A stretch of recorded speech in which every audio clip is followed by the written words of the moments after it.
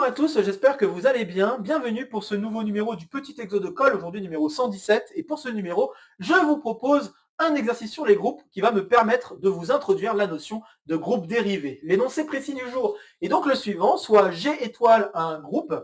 On va considérer D de G, le sous-ensemble engendré par les crochets XY que vous voyez ici, et la loi étoile. On veut démontrer que D de G est un sous-groupe distingué de G, puis que si H est sous-groupe distingué de G, tel que le quotient G sur H est abélien, alors D de G est inclus dans H. Cet exercice peut très bien s'attaquer en première année de classe préparatoire. Je pèse mes mots, puisque je vais vous donner des rappels ou essentiellement des définitions qui pourront être utiles pour résoudre cet exercice. Et ces définitions, même des élèves de première année de classe préparatoire, avec ça, peut s'en sortir. Je conseillerais tout de même d'attaquer cet exercice plutôt en deuxième année de classe préparatoire, histoire d'avoir suffisamment de recul sur les exercices qu'on pourrait avoir autour des groupes. Mais sinon, cet exercice peut vraiment s'aborder et comme si on n'avait pas beaucoup de connaissances, en tout cas, en première année de classe préparatoire. C'est quoi le groupe dérivé donc? Eh bien, le groupe dérivé, c'est exactement le D de G que j'ai introduit ici dans cet exercice. Donc, D de G, c'est ce qu'on appelle le groupe dérivé. Et en fait, ce groupe dérivé, disons l'un des points importants du groupe dérivé, c'est que ça permet d'évaluer à quel point G est loin d'être abélien. On pourra constater notamment que si G est abélien, alors il n'y a pas beaucoup de choses qui vont se passer par rapport à ce crochet, justement. On va pouvoir constater que le crochet de n'importe quel XY va donner l'élément neutre, et donc par conséquent, D de G va tout bêtement être l'élément neutre, réduit à l'élément neutre. Et donc si D de G n'est pas réduit à l'élément neutre, on peut d'ores et déjà affirmer que le groupe qui est en jeu n'est pas abélien. Donc c'est même une équivalence. D'accord ? Il y a même une équivalence entre ces deux choses. Je vais même me permettre de changer ça en équivalence. Mais le groupe dérivé ne sert pas que à des questions de groupe abélien. En fait, ça permet aussi d'étudier une autre notion que je ne vais pas développer ici, mais que je développerai certainement plus tard dans un autre format vidéo, les formats d'un truc en plus. Ça permet d'introduire aussi la notion de groupe résoluble. Et les groupes résolubles, ce sont des groupes qui nous intéressent grandement dès qu'on fait de la théorie de Galois. Donc la théorie de Galois, c'est ce qu'on est en train de développer, même si ça fait un petit moment que je n'ai pas fait de nouveaux numéros. C'est un truc que nous sommes en train de développer sur la chaîne avec ces numéros d'un truc en plus. Et cette première saison d'un truc en plus est justement consacrée à la théorie de Galois et notamment à la question de savoir si on peut résoudre des équations polynomiales d'un certain degré avec juste des formules faisant intervenir des racines carrées, des sommes, des multiplications, des coefficients, des polynômes qui sont en jeu. Et donc, à savoir si le groupe résoluble associé, donc ça serait un groupe de Galois, en fait, il y a des questions de groupe de Galois sur des corps plus grands que le corps sur lequel on peut travailler au prime abord, mais bref, il y a des questions de groupe de Galois qu'il faudrait regarder et savoir s'ils sont résolubles pour savoir si on est capable de résoudre l'équation polynomiale qu'on a sous la main avec des formules faisant intervenir des racines carrées, des racines cubes, des racines énièmes et tout ce qui est multiplication, addition, etc. Okay, donc c'est tout l'enjeu de la théorie de Galois et donc on développera ces notions de groupe dérivé et de groupe résoluble à travers ça. Bon, ici, groupe dérivé, j'aimerais juste vraiment vous introduire ce que c'est et peut-être reparler un peu de deux, trois choses qui me semblent assez importantes sur les groupes, au moins d'avoir vu, même si en première année de classe préparatoire ou même en deuxième année de classe préparatoire, on n'en parle pas beaucoup, c'est la notion de quotient entre deux groupes. Je pense que ça peut être sympa de savoir un petit peu ce que c'est et de le manipuler. Et donc, je vais vous introduire ça illico. Donc, hop. Rappelons que un groupe H, sous-groupe, donc sous-groupe de G est distingué. Voilà. Si et seulement si, on a la chose suivante. Pour n'importe quel H dans grand H et pour n'importe quel Z dans G, on a ZH, Z-1 qui est également dans H. Donc ça veut dire qu'en fait que le groupe, quand on demande à avoir un groupe distingué, on appelle ça aussi un sous-groupe normal. Il y a plein de façons de le dire, je pense. Donc au moins distingué ou normal. eh bien, avoir un groupe comme ça signifie juste que le groupe il est stable par conjugaison. D'accord? Ça signifie juste ça. Donc évidemment, si vous travaillez avec des groupes très simples, donc là, par exemple, si vous travaillez avec le centre, le centre c'est bien un sous-groupe distingué du groupe que vous regardez. Voilà, pour vous donner un exemple assez évident. Un autre cas où ça l'est peut-être un peu moins, il y a un peu moins d'évidence à faire, mais c'est quand même un cas assez classique de conjugaison ou en tout cas de sous-groupe distingué, c'est regarder le sous-groupe alterné AN dans le groupe le groupe symétrique en fait à n éléments, donc Sn. En effet, AN ici c'est le sous-groupe des permutations à signature positive, donc signature égale à 1, et on peut démontrer que en effet c'est un sous-groupe distingué, donc par conjugaison ça reste stable. Voilà, et c'est pas très difficile à vérifier puisque en fait la signature est un morphisme de groupe, donc ça permet d'assurer que tout se passe bien quand on fait de la conjugaison. Voilà, donc ça peut être une façon de le prouver. Et donc à partir du moment où vous avez un sous-groupe distingué, vous pouvez définir un quotient assez proprement. Et en fait, définir le sous-groupe quotient, ça va signifier en fait définir une structure de groupe sur des classes d'équivalence. On va considérer une relation d'équivalence.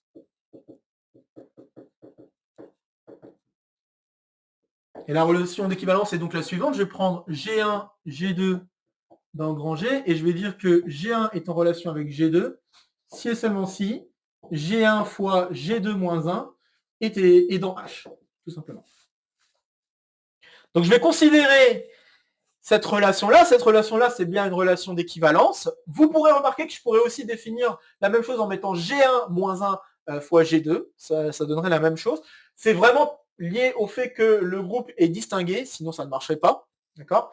Mais on pourrait très bien réécrire la définition que je viens de donner ici d'être distingué autrement, enfin d'être équivalent autrement parce que le sous-groupe est distingué, ça c'est important. Et aussi parce que le sous-groupe est distingué, on peut facilement donner une structure de groupe à ces classes d'équivalence. Donc en fait, les classes d'équivalence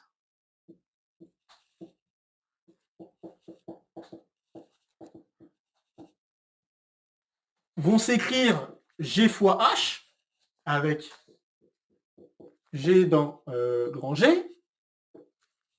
Ok ? Et on pourra constater en effet que si deux éléments sont conjugués l'un par rapport à l'autre, alors eh bien on va avoir G fois H qui est égal également à G' fois H, disons. Et on veut une structure de groupe, et en fait on veut la structure de groupe qui va être héritée du groupe qu'on avait au départ. Donc ce qu'on va vouloir faire, c'est faire GH étoile G''H, et on aimerait bien que ceci corresponde à faire G étoile G' fois H. Et maintenant la question c'est, est-ce que cela peut en effet avoir un sens? Eh bien la réponse est oui. En effet, si vous reprenez juste des éléments représentatifs de ces groupes, donc c'est-à-dire que vous allez dire je prends un élément qui s'écrit G fois H, puis je prends aussi un élément qui s'écrit G' fois H', je fais étoile ce truc-là, eh bien je peux écrire la chose suivante, j'ai G fois H fois G' fois H'. J'écris cette chose-là. Et si vous faites la bonne manipulation pour faire intervenir le produit que vous voulez, donc là notamment si je m'amuse à faire G fois G' fois G' moins 1 H G' H', si je fais ça comme ça, vous pourrez constater que ceci est dans H, étant donné que H est distingué. Ça H' est aussi dans H, donc par conséquent tout ça c'est dans H, et en effet, je viens de démontrer que cet élément-là s'écrit bien comme GG' fois un élément qui est dans H. Donc au final, ce que je viens d'écrire là permet de justifier qu'on peut définir une structure de groupe de cette forme-là, et vous voyez aussi l'importance d'avoir un sous-groupe distingué, pour le quotient ici. Après, bien sûr, on pourrait faire des quotients à gauche, quotients à droite, je ne vais pas m'éterniser là-dessus. Mais voilà, à partir du moment où vous avez un sous-groupe distingué, le sous-groupe quotient va tout simplement être les classes d'équivalence pour la relation qui est écrite ici. Ces classes d'équivalence s'écrivent de cette manière-là. Et la structure de groupe, elle va être donnée tout simplement de cette manière-là. Vous faites G fois H étoile G' fois H, et ça va donner GG' fois H. Voilà, donc j'ai fait cette petite parenthèse sur les structures de quotient de groupe et sur les groupes distingués. J'espère que cela vous aide si vous n'avez jamais vu ça auparavant. Et donc tout l'enjeu, ça va être d'étudier un petit peu ces structures-là. Et donc, on va essayer de démontrer, et c'est l'objectif de l'exercice, de démontrer que D de G est d'abord un sous-groupe distingué, et que ensuite, si je prends H, un sous-groupe distingué de G, et que je regarde le quotient, et que celui-ci est abélien, alors on va pouvoir démontrer que D de G est inclus dans H. Bien, j'ai pas grand-chose d'autre à ajouter. Je vous invite dès maintenant à faire une pause sur la vidéo pour essayer de résoudre l'exercice par vous-même maintenant que vous avez tout ce qu'il vous faut, notamment toutes les notions ici qui vont être très utiles pour résoudre l'exercice. Là, vous avez tout ce qu'il vous faut pour résoudre l'exercice. Donc, je vous invite très fortement à faire une pause sur la vidéo pour essayer de résoudre par vous-même l'exercice avant que je ne dise quoi que ce soit d'autre. Ok, j'espère que vous aurez essayé, j'espère être parvenu à être clair sur les notions donc de groupe quotient et de groupe distingué. Hop. Je pense en avoir déjà parlé dans un autre exercice, mais bon, c'est pas très grave. Hop. Je pense que ça fait pas de mal. Hein. Dans la pédagogie, il y a aussi la répétition des choses, donc ça fait pas de mal aussi de réentendre certaines choses. Hop. Je pourrais éventuellement mettre la référence si je retrouve à quel endroit j'ai parlé de quotient. Donc on est parti pour une résolution. Ok. Donc on veut démontrer que D de G est un sous-groupe distingué. Alors souvent, sous-groupe distingué, on le note comme ceci. Est un sous-groupe distingué de G. Ok. Alors la première chose qu'il faut constater, c'est que l'élément neutre est dedans. Donc c'est-à-dire que si vous faites x, x, x crochet x, vous avez x étoile x moins 1 étoile x moins 1, et ça donne bien l'élément neutre du groupe. Donc l'élément neutre est dans D de G, puisque c'est D de G, c'est le sous-ensemble, d'accord, engendré par les crochets et la loi fois. Donc là, j'ai un crochet, ce crochet, je sais qu'il est dans D de G, et en calculant ce crochet, je me retrouve avec ceci. D'accord? Donc peu importe, et j'aurais pu prendre l'élément neutre d'ailleurs au passage, hein. Ça aurait même été encore plus simple si j'avais fait ça. Mais bref, peu importe l'élément X que je prends au départ, je vais me retrouver avec ceci. Donc ça, on est content. Très bien. Un autre truc qu'on peut constater, c'est une question de conjugaison qui pourrait être utile. En effet, si je prends soit x, y, deux éléments, enfin x, y, z, trois éléments de G, alors si je m'amuse à faire z, croix, enfin étoile, x, crochet x, y, crochet, enfin fois z-1, pardon, ben ça je peux le réécrire sous la forme d'un seul et même crochet. Donc c'est-à-dire que ça peut se réécrire. Si vous écrivez, si vous développez tout, vous avez z, x, y, x-1, y-1, z-1. Ok? Et si on s'y prend bien, on peut réécrire la chose comme ceci. On peut faire z, x, z-1, z, y, z-1. Alors que je fasse pas de bêtises. Z, x-1, z-1. Z, y-1, z-1, et voilà. Je peux réécrire en fait ce truc-là sous cette forme-là, et vous remarquerez bien sûr qu'il y a des simplifications qui se font partout. Et l'autre truc qu'il faut constater aussi, surtout, c'est que ça et ça, ce sont bien les inverses de ça et ça. Vous voyez que ce truc-là, c'est bien z, x, z-1, moins 1. Il ne faut pas oublier que quand vous faites l'inverse d'un produit, ça c'est peut-être important de le rappeler, si vous faites ceci, ça donne y-1, x-1.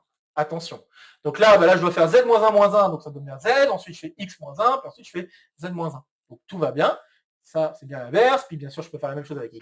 Donc je conclus en fait que ce truc-là, ça s'écrit sous la forme d'un crochet. Donc j'ai bien z, x, z-1 avec z, y, z-1. Et ça, c'est plutôt bon signe pour avoir la stabilité par conjugaison. Très bien, ok. Alors maintenant, j'aimerais aussi la propriété de sous-groupe quand même, parce que là, on ne l'a pas encore, hein, mais pour avoir la propriété de sous-groupe, il faut se poser la question, à quoi ressemble un élément qui est dans D2G? Un élément qui est dans D2G, d'après la façon d'engendrer le sous-groupe, le sous-ensemble, c'est je prends des crochets et je fais des multiplications avec ces crochets. Un autre truc que j'ai oublié de mentionner qui peut être important, c'est l'inverse d'un crochet peut-être. Donc si je fais XY dans G et que je veux faire XY moins 1, et bien ça va donner comme vous l'avez constaté, quand vous faites l'inverse, vous devez renverser tout le monde. Donc là, vous allez vous retrouver avec YX, Y-1, X-1. Ce qui est donc le crochet YX. Et donc ça permet de montrer que si vous avez un crochet au départ qui est dans donc, D2G, alors vous pouvez le réécrire comme un crochet, son inverse. Donc ça aussi, c'est plutôt bon signe si on veut s'assurer la stabilité par inverse. Bon, alors maintenant, comme je l'ai dit, posons-nous la question, à quoi va ressembler un élément qui est dans D2G? Donc si soit U dans D2G, et donc comme c'est engendré par des crochets ou par des multiplications entre ces crochets, eh bien je dois faire juste un produit fini de ces crochets. Donc ça veut dire que il existe A1, AN, B1, Bn, élément de G, tel que je peux écrire U comme étant le crochet A1, B1, étoile A2, B2, etc. jusqu'à AN, BN. Donc c'est ça que ça veut dire prendre le sous-ensemble engendré par la loi étoile et les crochets. Ça veut dire que vous prenez tous les éléments que vous avez avec ces crochets et vous, la seule opération que vous avez le droit de faire, c'est l'opération étoile entre les éléments. Vous ne pouvez pas faire l'inverse a priori, etc. Bien que là, ce qu'on vient de justifier ici, c'est que la question d'inverse va plutôt bien se régler. Et je vais m'en occuper maintenant, car en effet, si je fais U-1, là, ça va faire -1 sur tous les crochets, et en fait, je peux le réécrire comme BN-AN, BN-1, AN-1, etc. jusqu'à B1-A1. Et donc là, c'est encore une fois un produit de crochet, donc c'est bien un élément qui est dans D2G. Très bien, donc je viens de montrer que D2G est stable par symétrique, ou par inverse, puisque là c'est la multiplication, mais on dit symétrique normalement pour un groupe.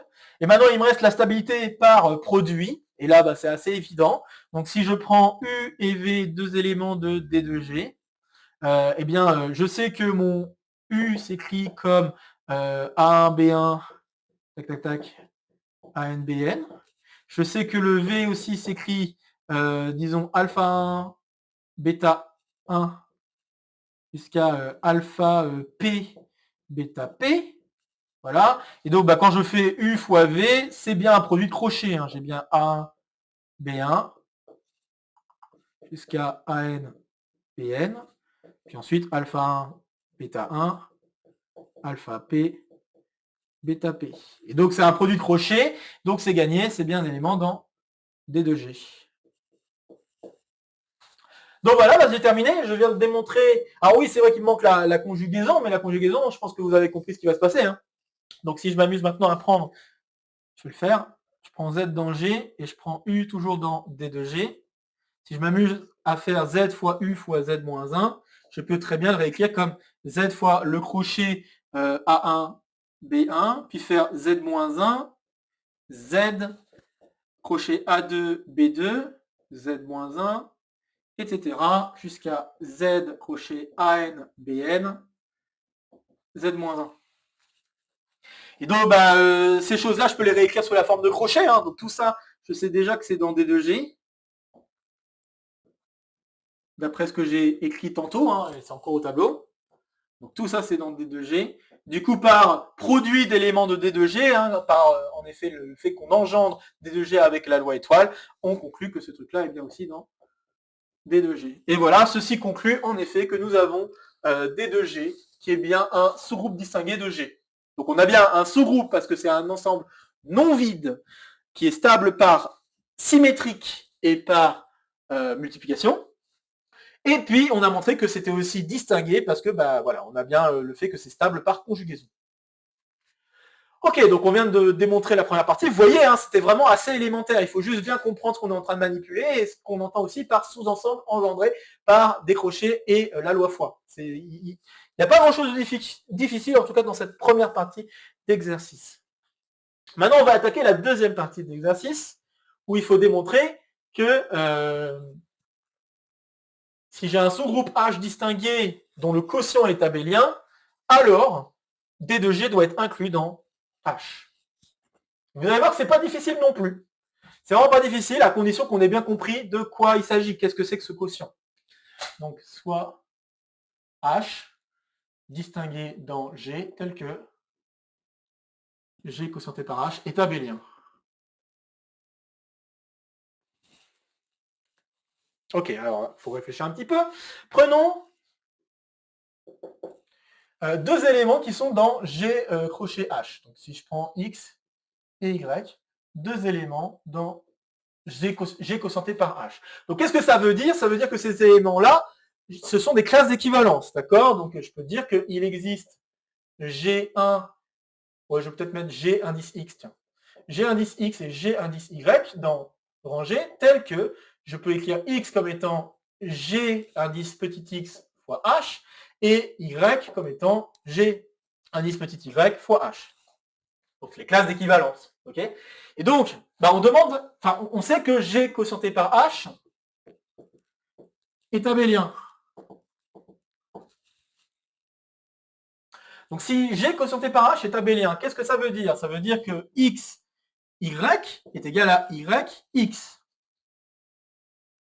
Et ça veut dire alors que Gx, Gy, H est égal à Gy, Gx, H. Et là, vous devriez commencer à avoir un truc amusant, c'est que si vous vous amusez à multiplier par les bons inverses de l'autre côté, donc là notamment si je m'amuse à multiplier par les inverses de ce côté-là, je vais avoir, alors il faut juste bien s'y prendre, Gx moins 1, Gy moins 1, Gx, Gy fois H, qui est égal à l'élément neutre fois H. Et donc, ça veut dire quoi? Ça veut dire que tout ce truc-là, il est dans H. Mais ce truc-là, c'est quoi? C'est un crochet. Ça, en fait, c'est Gx moins 1, Gy moins 1. Ça, c'est dans H, d'après ce qu'on vient d'écrire. Donc là, je viens de démontrer que les crochets sont dans H. Et comme H est un sous-groupe distingué, c'est terminé. Alors bon, vous ne pouvez pas être totalement convaincu, enfin c'est possible que vous ne soyez pas totalement convaincu, et c'est normal, parce que là j'ai dit je vais prendre des classes d'équivalence, et ensuite je prends un représentant, et j'ai conclu. Mais je pourrais faire le sens inverse. Je peux prendre des éléments du groupe, prendre leur classe d'équivalence, utiliser la commutativité pour conclure. Donc c'est ce que je vais faire maintenant, pour que ce soit peut-être un petit peu plus clair et que tout fonctionne correctement. Donc si je prends maintenant soit G1 et G2, deux éléments du groupe.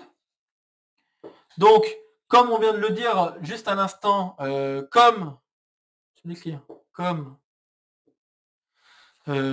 l'écris, comme G quotienté par H est abélien, on a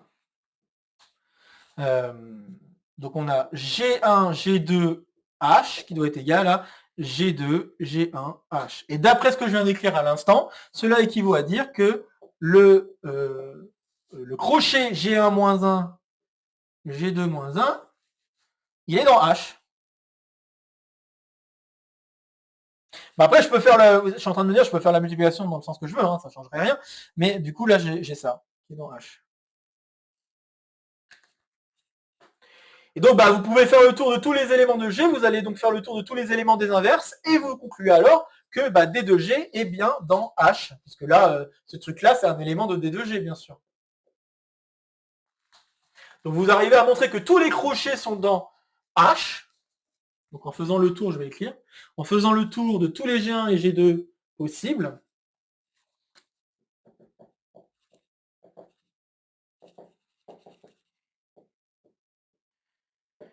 tous les G1, G2 dans G, on a que les crochets G1 et G2, comme ceci, sont dans G.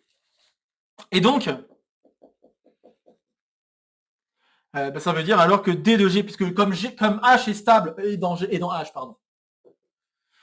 Et comme c'est stable, et donc comme D de G, enfin H est stable par étoile, puisque c'est un sous-groupe, on a que D de G est bien inclus dans H. Et ceci permet de terminer la preuve. Et j'ajouterai même que si H est égal à D de G, on a toujours l'abélianisation en fait de notre groupe G. Et justement, eh bien, c'est le nom, hein, ce que je viens de dire là, c'est exactement le nom du quotient de G par D de G. G par D de G s'appelle l'abélianisation, on va y arriver, du groupe G. Hop. Car vous pourrez constater que cette relation permet d'induire, hein, donc la relation d'avoir ça dans le groupe, permet d'être équivalent à avoir un groupe abélien. Donc en effet, si j'avais pris H égale D de G, j'aurais aussi un groupe abélien. Donc je vais terminer avec cette petite remarque.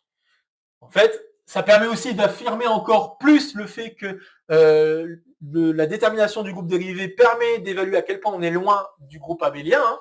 Donc, en effet, notons que G quotienté par D de G est abélien. Et c'est d'ailleurs, donc, et ce qu'on vient de démontrer, c'est que si je prends un groupe ne serait-ce un tout petit peu plus petit que D de G, alors c'est fini, j'ai pas un groupe abélien. Puisque, comme on vient de le démontrer, pour que le quotient soit abélien, il faut que D de G soit dans le groupe par lequel on quotiente. Donc bah, là, ça nous permet d'amener la définition suivante. Hein. On peut appeler le D, donc G quotienté par D de G, comme étant l'abélianisé, on va arriver, hein, de G. C'est-à-dire que, en gros, c'est le plus grand quotient. Donc, quand je dis plus grand quotient, c'est on a quotienté par le plus petit sous-groupe possible. C'est le plus grand quotient que l'on pouvait avoir qui soit abélien.